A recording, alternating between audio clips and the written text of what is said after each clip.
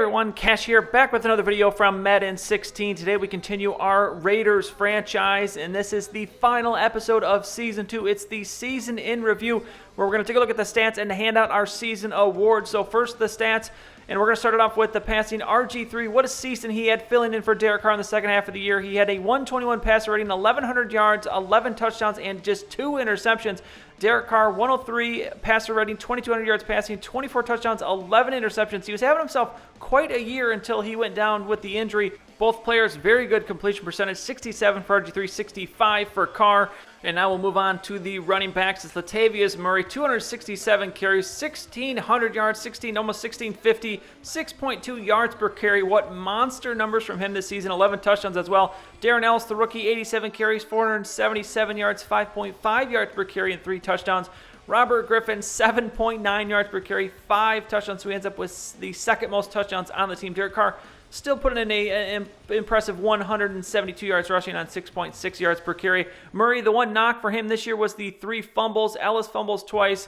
RG3 fumbles 3 times. Carr fumbles once. 61 broken tackles, though, for Latavius Murray. 437 yards after contact and 4 rushes of 20 or more yards, but Robert Griffin going to beat him out by 1 with 5. And then the longest run, 65 yards was Murray's longest run for the season. Now going on to receiving, Amari Cooper, 83 yards for 1,000, just over 1,000 yards and 13 touchdowns. A little bit of a downtick for him in terms of receiving yards. Percy Harvin, 783 yards and 7 touchdowns for his first season with the Raiders. Rivera with 588. Michael Crabtree, disappointing season, 27 for 381. That was not quite what we expected from him this year. Murray also adds 439 yards receiving and 5 touchdowns, so he's going to end up with over 2,000 all-purpose yards for the year. But then you see there the touchdowns. Ellis, a bunch of guys getting 1 touchdown, but it's going to be Cooper who ends up with the most with 13. And then the longest reception is going to be Harvin and Murray with 75-yard receiving touchdowns.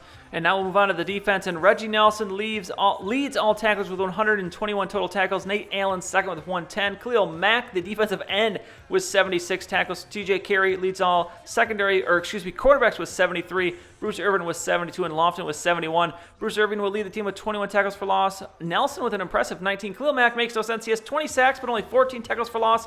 This game makes no sense sometimes. Ben Blake, the rookie, ends up with 11, and Lofton with 10. Now sacks, Khalil Mack, 20 sacks, unbelievable. Alden Smith with 12.5. Ben Blake and Benson Mayoya with 4.5. Curtis Lofton and DJ Hardy, the rookie, with 3. And then you see the other guys there, TJ Carey, the corner, with 2.5 sacks. So he had himself quite a good year, 73 tackles and 2.5 sacks. And then the interception, Sean Smith with 5. It's going to be Carey and Nelson with 2. And then Hayden was disappointing. DJ Hayden only had 1 interception all season. And then the forced fumbles and the fumble recoveries. You see there, Khalil Mack had 2 fumble recoveries. And he also is going to see, as you see here, 2 defensive touchdowns for Khalil Mack as well. So what a season for him.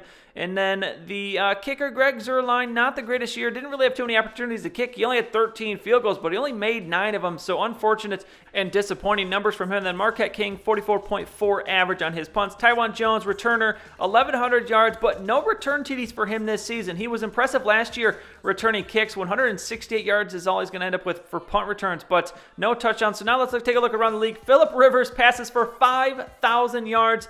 And then Kellen Moore, the surprise, finishing second with 4,900. Matt Ryan, Flacco, Parker, Breeze, Bortles, Dalton, Graham, Luck, all with over 4,000 yards. Unbelievable numbers. Drew Brees is going to lead the league with 39 touchdowns and only 9 interceptions.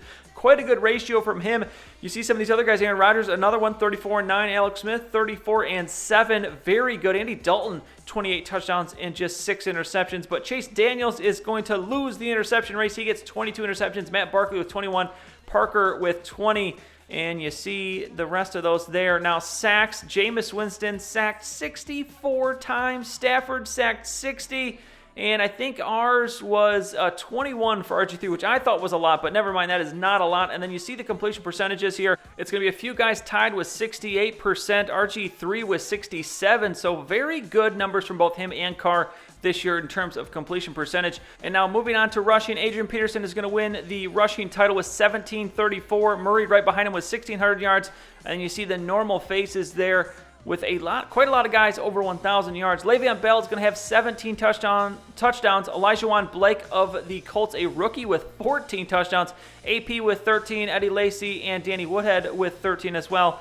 and Latavius Murray going to be down there with 11, tied with Bush and Lewis. Broken tackles, Adrian Peterson 76. So Murray finishes second in the league in broken tackles with 61. He does have those 3 fumbles though.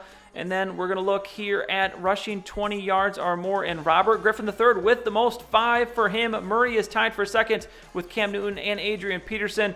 And now let's take a look at the receiving marks. And surprised to see the receptions here. Only 3 guys with 100 or more receptions. But the receiving yards, Keenan Allen, what a season. Almost 1,800 yards receiving. Michael Floyd with 1,500. Jordy Nelson, Antonio Brown with 1,400. And then Julian Edelman, Randall Cobb, and a bunch of guys there with 1,300 yards. Now looking at the receiving touchdowns, Randall Cobb, 19 receiving touchdowns. And Amari Cooper far and away, far away, second place with 13. And then you see some of the more normal numbers there. Rob Gronkowski with 11.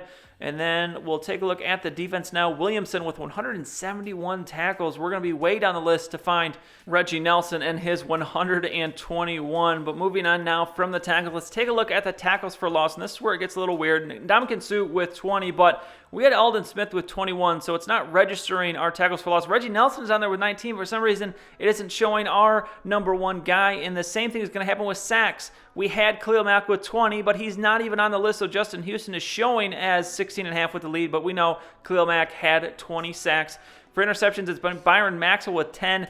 You see Joe Hayden, Kiko Alonso, the linebacker, with 7. Clay Matthews with 6. So you see some of the more interceptions. One of the things we still struggle with, we have not in our 2 seasons gotten a whole lot of interceptions. And now let's take a look at the team stats. We finished 1st in defensive yards, 10th in points scored.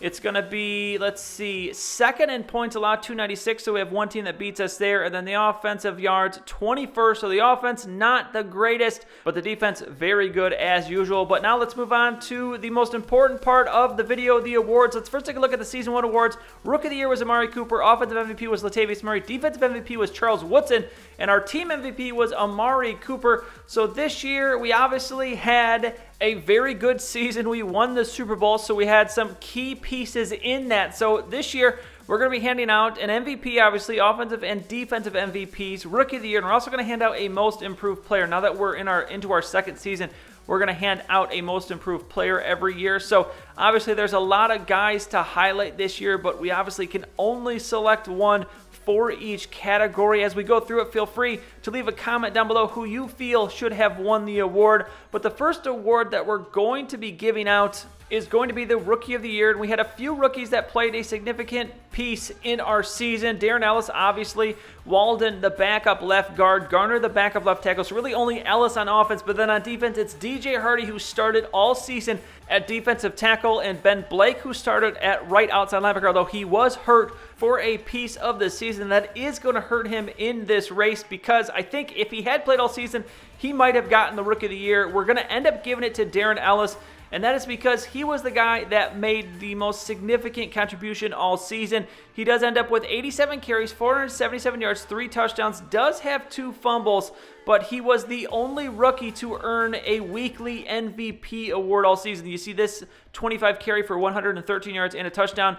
Latavius Murray went down with an injury, and Ellis stepped up big earlier in the season, to help us get a win, and ended up winning an MVP award. So he is going to be the Rookie of the Year this year. Now we're going to move on to Most Improved Player, and this one was difficult because Reggie Nelson had himself quite a season. He led the team in tackles. He had 19 tackles for loss. We had some other guys who were very good. DJ Hayden had an okay season, but Khalil Mack, yes, he is a 99 overall, but this guy was the Most Improved Player, and I'm going to show you why. Last year, he had 7 sacks. This year, he had 20. He almost tripled his sack total, and I know he's at 99 overall, but I don't know how you can deny that guy the Most Improved Player of this season. So he is going to be the MIP for this year. Now we're going to move on and award the Defensive MVP. So we'll stay right here on this screen.